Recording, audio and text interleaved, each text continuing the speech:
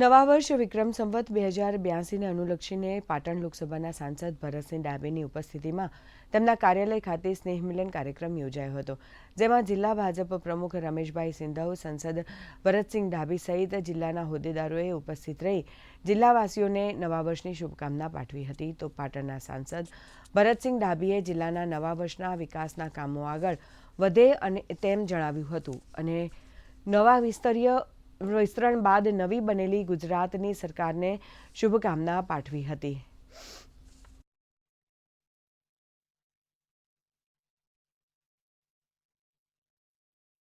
નવા વર્ષની શુભકામનાઓ પાઠવવા માટે સ્નેહ મિલન કાર્યક્રમનું આયોજન કરવામાં આવ્યું.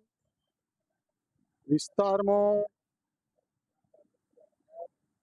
અનેક વિકાસના કાર્યો આગળ ધપે.